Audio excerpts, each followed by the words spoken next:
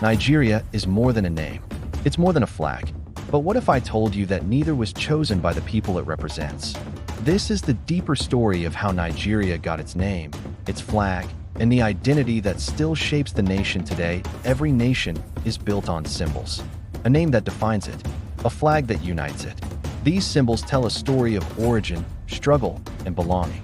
But Nigeria's story is unusual, because before there was Nigeria, there were nations, kingdoms, empires, civilizations older than many countries that exist today. Long before the word Nigeria was ever spoken, the land was home to powerful and independent states.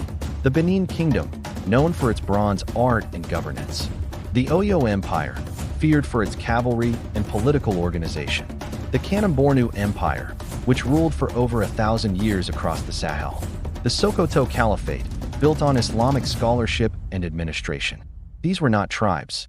They were nations, each with borders, leadership, diplomacy, and identity. There was no single Nigeria. There was diversity, autonomy, and history. In the late 19th century, Britain arrived, not to unite, but to control. Different peoples, cultures, and political systems were gradually merged under colonial administration for convenience, not consent.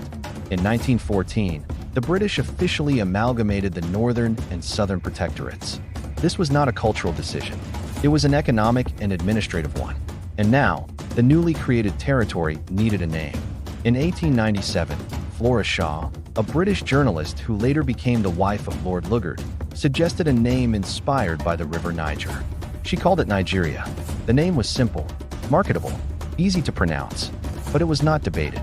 It was not voted on, and it was not chosen by the people who lived there. Nigeria was named from afar, by someone who would never live under that identity.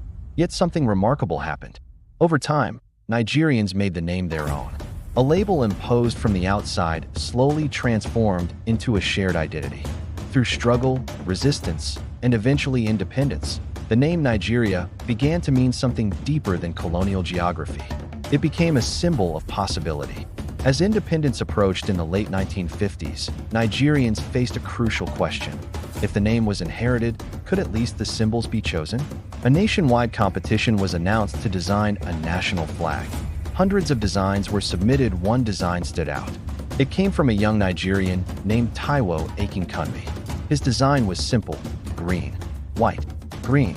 Green to represent the fertile land, white to represent peace and unity. For the first time, Nigerians chose a symbol for themselves. On October 1st, 1960, as the Union Jack was lowered, the green-white-green flag was raised. A quiet but powerful reclaiming of identity. That flag was not just cloth. It represented hope, a belief that despite differences, unity was possible. It symbolized a future where a name once imposed could carry pride instead of pain. Nigeria's name was given. Its flag was chosen. And between them lies the story of a nation still defining itself. Understanding these symbols helps us understand our past and question our future. If this story changed how you see Nigeria, like this video.